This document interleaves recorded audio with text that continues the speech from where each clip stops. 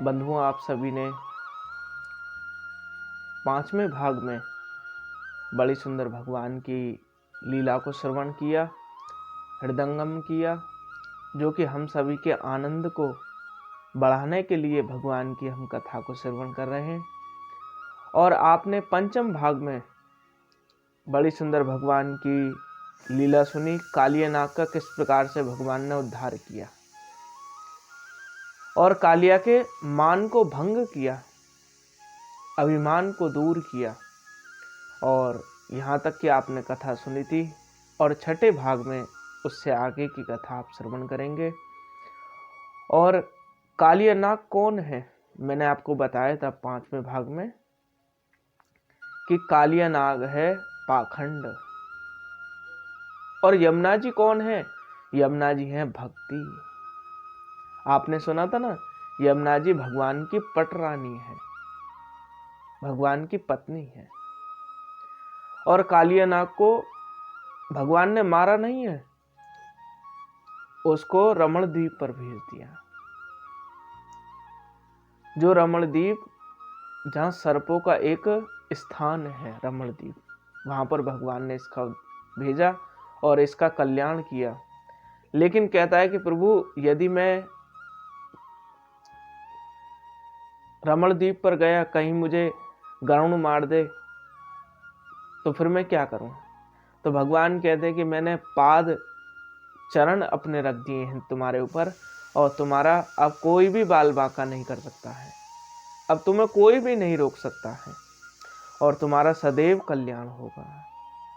यहाँ पर श्री सुखदेव जी महाराज कहते हैं, परीक्षित, यहाँ पर एक बड़ी सुंदर सुनने वाली बात है कि जो व्यक्ति जीवन में भगवान की भक्ति करता है श्रद्धा से, विश्वास से और एक रत होकर, देखो भक्ति भी कई प्रकार की होती है, भक्तियों की भी कई श्रेणी भागवत में बताई गई है।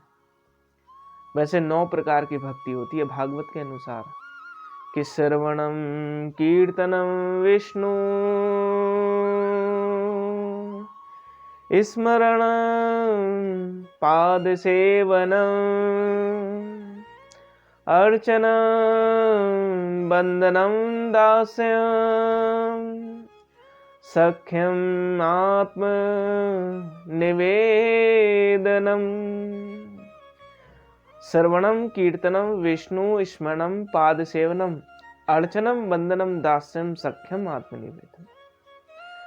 सबसे पहली भक्ति जो भगवान की है वो है श्रवण करना है। व्यक्ति को जीवन में भगवान की कथा को श्रवण करना चाहिए। जो व्यक्ति भगवान की कथा को नहीं सुनता है ना, केवल संसार की बातों को सुनता रहता है, तो गोस्वामी जी ने एक सूत्र बड़ा सुंदर बनाया और गोस्वामी जी ने लिखा, जो भगवान की कथा को नहीं सुनता है व्यक्ति, उसके कान सर्प के बिल के समान होते हैं। कि श्रवण रंध्र अहि भवन समाना, श्रवण रंध्र अहि भवन समाना। जो भगवान की कथा को नहीं सुनता है, उसके कान सर्प के बिल के समान होते हैं। इसलिए बंधुओं, भगवान की कथा को सुनो, क्योंकि अंतिम समय कोई भी चीज आपके काम नहीं देगी। जब जीवन का अंतिम समय आता है, ऐसी बात नहीं, जिसका जन्म है उसकी मृत्यु भी निश्चित है। हर किसी का अंतिम समय आता है, लेकिन अपने अंतिम समय को सुधारने के लिए भगवान का भजन करो, क्योंकि अंतिम समय यही सार्थक होगा। इसी बात पर एक मुझे कहानी याद आई, बड़ी सुंदर कहानी है। एक कोई बुजुर्ग व्यक्ति था, और महाराज बुजुर्ग व्यक्ति जब उसका अंतिम समय आ रहा था, अंतिम सांसें व्यक्ति ले रहा था वो, तो वो कहता कुछ नहीं, वो केवल ऐसे हाथ उठा देता। तो उसके बेटे ने सोचा कि क्या करा जाए, ये पिताजी बार बार इधर की तरफ इशारा कर रहे हैं, क्या करा जाए। तो वो सोचने लगे। एक ने कहा कि भैया एक काम न करें, कहीं पिताजी ने ये तो नहीं कहा कि मैंने वहाँ माल गड़ा के रखा था, तो कहीं तुम वहाँ से माल निकाल लेना। तो सोचने लगे तीनों पुत्र, विचार करने लगे। तो फिर बताया डॉक्टर साहब को, कहा कि डॉक्टर साहब ये बार बार इशारा कर रहे हैं, तो इनके लिए कोई इंतजाम हो जाए जो बोल पड़े ये कुछ समय के लिए, कुछ शब्द ये बोलें, ये क्या इशारा कर रहे हैं। तो डॉक्टर साहब कहते हैं कि हाँ एक उपाय है, तुम्हारा इंजेक्शन है 5,000 रुपये का। तो उन्होंने तीनों ने विचार किया कि क्या करा जाए भैया, आपस में विचार करने लगे और कहते हैं कि एक काम करिए डॉक्टर साहब, आप लगा दीजिए। और जैसे ही महाराज इंजेक्शन लगाया है, और इंजेक्शन लगाने के बाद तो आवाज़ आ गई और व्यक्ति बोला कि मेरा बड़ा बेटा कहाँ है, कि पिताजी मैं ये रहा। कहा कि मेरा छोटा बेटा कहाँ है, मझला बेटा। कहा कि पिताजी मैं ये रहा। और सबसे छोटा बेटा मेरा कहाँ पर है, कि पिताजी मैं भी यहीं हूँ। अरे पागल, तुम तीनों यहीं पर हो तो दुकान पर कौन है। बोले वृंदावन बिहारी लाल की जय। यानी अंतिम समय भी दुकान की ही याद आ रही है। अंतिम समय यदि भगवान की याद आ जाए, उससे बड़ा भाग्यशाली इस संसार में कोई नहीं है। क्योंकि अंतिम, श्री सुखदेव जी महाराज ने कहा है कि अंतिम नारायण स्मरते हैं, अंतिम समय सुधरे। तो आपने सुना था कि किस प्रकार से कालिया नाग का उद्धार किया। यहाँ पर सुखदेव जी महाराज कहते हैं कि परीक्षित, क्योंकि तुम कहते हो ना कि भगवान रक्षा नहीं करते हैं, यदि सच्चे हृदय से कोई भक्त पुकारता है तो भगवान उसकी रक्षा करते हैं। और कहा कि कृष्ण कृष्ण महाभाग, हे राम मित विक्रमय, एस घोर तमो वहिन, तावकान गृह से ही। यहाँ पर कहा कि देखो, जब सारे ब्रजवासी कालियानाग के भगा दिया था यमुना जी के पास से, तो सारे ब्रजवासी वहीं विश्राम करने लगे। और जब महाराज सुखदेव जी महाराज कहते हैं कि परीक्षित जब वहीं पर विश्राम करने लगे, तो वहां ना जाने कैसे आग लग गई यमुना के तट पर। और जैसे ही महाराज आग लग गई वहां पर, तो भगवान से देखो प्रार्थना करने लगे, हे कृष्ण हमारी रक्षा करो, हे नारायण हमारी रक्षा करो। और भगवान ने दावाग्नि अग्नि को पान किया है। सोचो जरा, यदि सच्चे हृदय से यदि भगवान की पुकार हो, तो क्या भगवान हमारी रक्षा नहीं करेंगे? निश्चित करेंगे, बिल्कुल करेंगे, यदि आपके अंदर पूर्ण रूप से विश्वास है भगवान के प्रति। आगे भगवान ने पलम्बरासुर को उद्धार किया। कहते हैं कि परीक्षित, ये दैत्य भगवान खेल रहे थे ग्वाल वालों के संग, और महाराज जैसे ही खेल रहे थे तो उन्हीं के बीच में ये पलम्बरासुर आ गया। तो आपने देखा होगा ना, रस्सी बांधकर जो आपस में खींचते हैं, जो उस सीमा से पार निकल जाता है, तो ये भगवान ने नियम बनाया कि जो हारेगा उसकी पिद्दी पर बैठकर, उसके ऊपर बैठकर हम घूमेंगे, चक्कर लगाएंगे। और जैसे महाराज देखिए, और पलम्बरासुर हारा, क्योंकि बलदाऊ भैया की जो टोली थी वो हार गई। तो भगवान जैसे पलम्बरासुर के पास बैठे हैं, तो उसका भी भगवान ने उद्धार किया। बोले वृंदावन बिहारी लाल की जय। आगे सारे ब्रजवासियों को भगवान ने दावाग्नि से बचाया। भगवान दावाग्नि से भी बचाया। आपने सुना था ना यहाँ पर दावाग्नि, अभी मैंने सुनाया था आपको। तो भगवान ने दावाग्नि से भी दोबारा बचाया ब्रजवासियों को। और आगे कहते हैं कि परीक्षित, अब हमें तुम्हें वर्षा ऋतु की बात कथा सुनाते हैं, बड़ी सुंदर है। कि इत्थम सरस्त स्वच्छ जलम पद्मकार सुगंधिना, ने विशद वायुनाम वातम स गो गोपाल को अच्युतय। देखो परीक्षित, अब शरद ऋतु आ गई, वर्षा ऋतु, और वर्षा ऋतु में बड़ी सुंदर भगवान ने लीला करी। और देखो जैसे ही गौओं को चरा रखा आ रहे हैं, और गौओं को चराते चराते देखो कितना सुंदर वर्णन किया है यहाँ पर। और ये श्लोक हमेशा श्री सुखदेव जी महाराज ने भी जब सुना है इस श्लोक को, तो उनकी भी छवि देखकर आंखें खुल गई। ये इतना सुंदर श्लोक है। ये भागवत के 10वें स्कंद के 21वें अध्याय का 5वां श्लोक है, बड़ा सुंदर है। कि वरहा पीडम नटवर वपु कर्णयो कर्णी कारम विप्रदवासा कनक कपिशं वैजयन्तीं च मालम् रंधान वेणो रधर सुदया पूरेन गोप वृंदे वृंदारण्यं स्वपद रमणं प्राविशत गीत कीर्ति। यहाँ पर सुखदेव जी महाराज ने वर्णन किया कि वरहा पीडम नटवर। भगवान का देखो कितना सुंदर स्वरूप है। गौओं के पीछे चलते आ रहे हैं, और देखो उनकी जो रज उड़ रही है बंधुओं, उनके मस्तक पर लगती जा रही है। हाथ में वंशी है, और वंशी की तान छेड़ते हुए भगवान आ रहे हैं। वैजयंती माला लहरा रही है, मोर पंख धारण करते हुए। इतनी सुंदर छवि है कि कहते हैं कि परीक्षित कि मैं भी इनकी छवि को देखकर ऐसा लगता है कि जब मैं ध्यान कर रहा था परीक्षित को, जैसे ही ये भगवान का मैंने श्लोक सुना, छवि को सुना, तो मेरी भी समाधि खुल गई।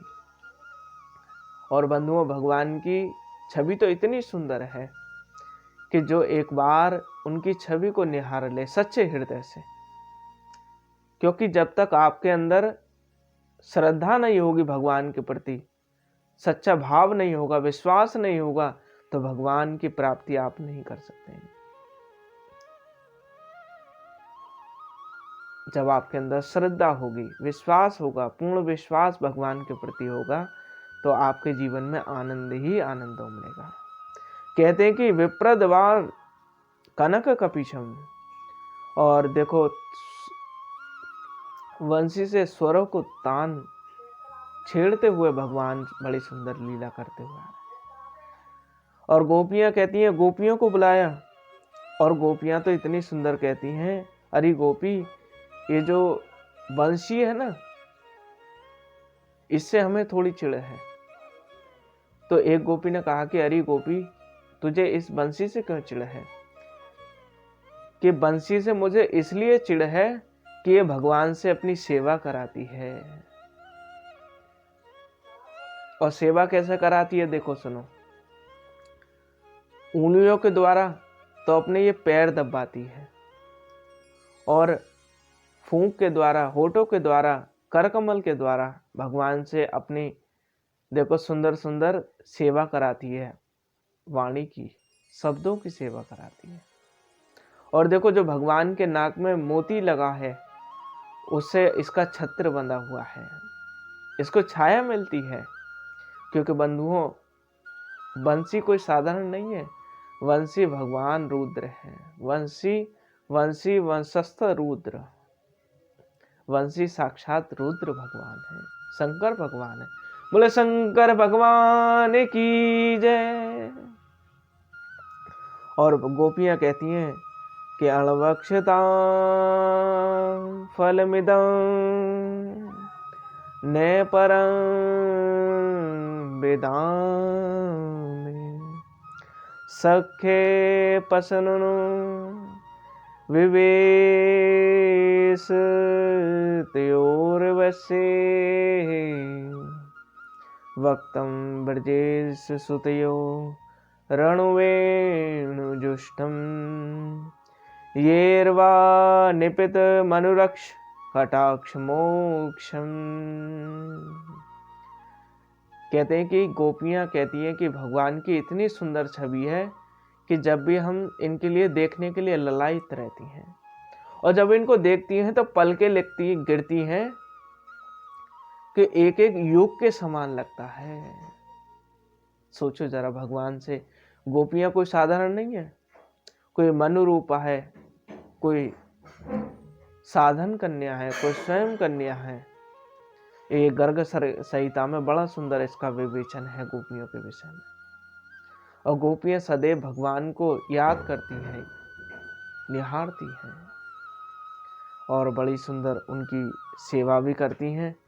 और एक गोपी ने तो कहा कि प्रायो बताम विहेगा मुनियो वनेस्मिन् कृष्णे क्षितम तदुदितम कलवेणु गीतम आरुध्यते द्रुमद भुजान रुचिर प्रबालान शृणुयन्त मिली तददर्शो विकांते वाच। और भगवान से कहती हैं कि गोपियां कहती हैं कृष्णे क्षिदे तदुदितम कलेवरण वेणुगीतम। और जब भगवान वेणुगीत बजाते हैं, भगवान बड़ी सुंदर स्वर मुरली बजाते हैं, तो देखो जो जड़ है वो द्रवीभूत हो जाता है और जो चेतन है वो जड़ हो जाता है वंशी को सुनकर।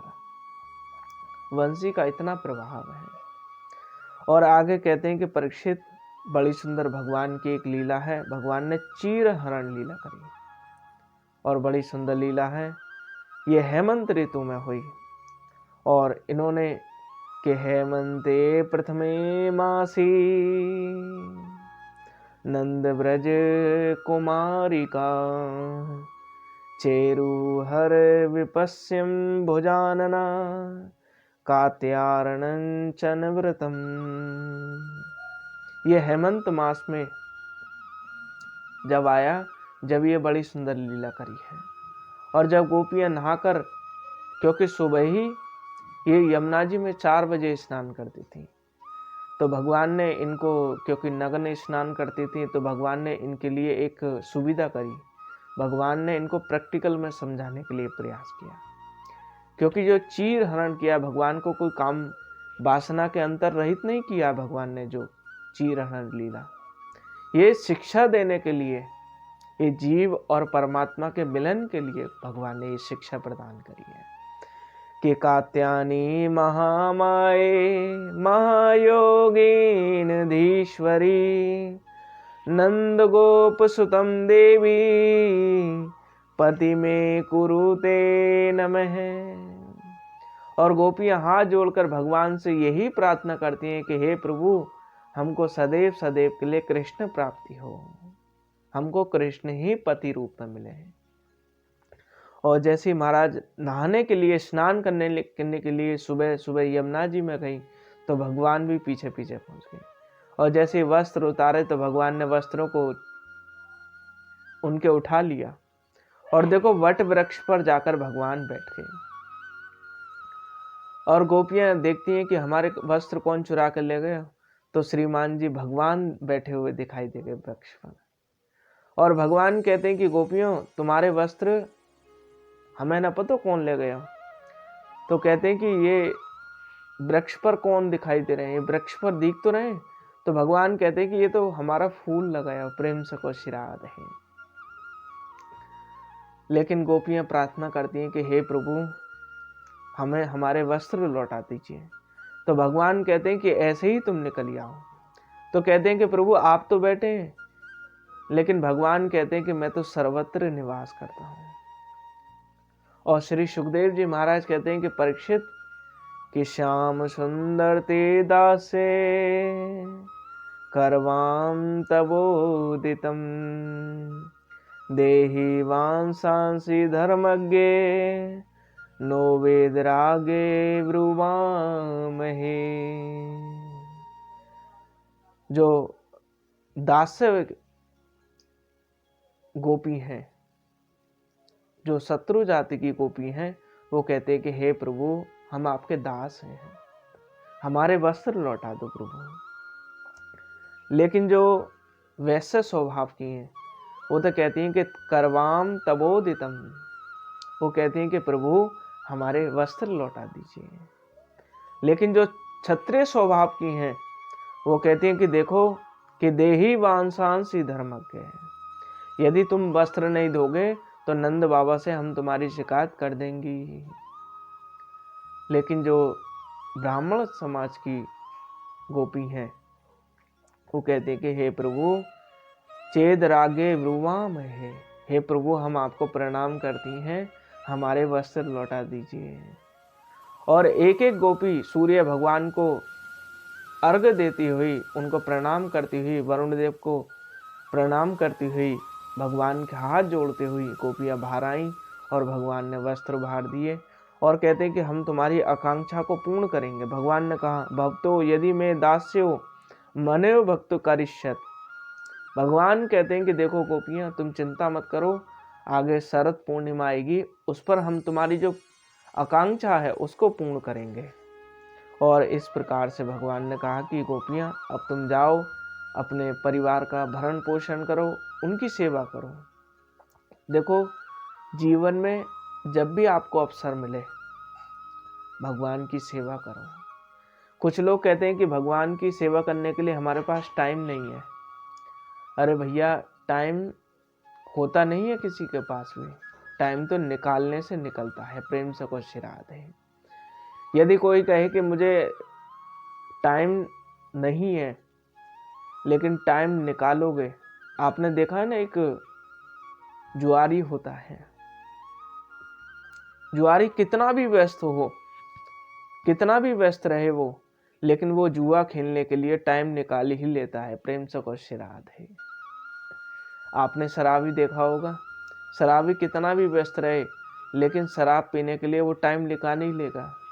एक बार एक व्यक्ति डॉक्टर के पास गया, जो दांतों के डॉक्टर होते हैं उनके पास गया। कहा कि डॉक्टर साहब हमारे दांतों में बड़ा दर्द रहता है। तो कहा कि एक काम करो, हमारे पास तुम्हारे दांतों को निकालने के लिए इंजेक्शन लगाया जाता है शून्य करने के लिए, वो हमारे पास नहीं है। तो डॉक्टर साहब ने कहा कि तुम पीते हो? कि कहा कि हम पीते हैं। तो कहा कि इसको पिलाओ शराब, क्योंकि नशे में जब ये रहेगा इसको पता नहीं रहेगा, होश नहीं रहेगा। और जैसे ही महाराज पिलाया, एक घूंट पिलाया, तो कहा कि क्या हुआ, असर हुआ? तो कहा कि डॉक्टर साहब अभी नहीं, अभी और पिलाओ। और ऐसे करते करते महाराज 5 घूंट पिला दिया। और जैसे ही 5 घूंट पिया तो कहता है कि अब छूटते ही अब देखते हैं कि हमारे दांतों को कौन निकालता है। प्रेम से कुछ राधे। क्योंकि उस समय तो पीने वाला सहनसा हो जाता है। प्रेम से कुछ। और सुबह को उसी व्यक्ति से पूछो कि हमने ऐसा बोला था, वो यही जवाब देगा कि हमने नहीं बोला होगा। तो कहने का अर्थ यही है बंधुओं कि जीवन में भगवान की भक्ति करो और इन लीलाओं को श्रवण करते रहो। कुछ लोग कहते हैं कि भगवान की कथा से मिलता क्या है, तो मैं कहूँ कि बंधुओं कि यदि आपको एक दिन भोजन न मिले तो आप चारों तरफ नाचे नाचे फिरेंगे। प्रेम से कुछ राधे। तो आज भगवान की बड़ी सुंदर वंशी लीला को श्रवण किया, किस प्रकार से गोपियों ने वर्णन किया और प्लम्बासुर का भगवान ने उद्धार किया, ये सब लीलाओं को श्रवण किया। और इसी प्रकार से आप इस कथामृत को श्रवण करते रहें और अपने जीवन को आनंदमयी बनाएं, सुखी बनाएं और जीवन को भाग्यशाली बनाएं। और प्रभु की कृपा ऐसे ही आपके ऊपर बरसती रहे। आप सभी सुखी रहें, आनंद में रहें और आपकी आकांक्षा को भगवान पूर्ण करते रहें, यही मेरी कामना है। श्री राधे।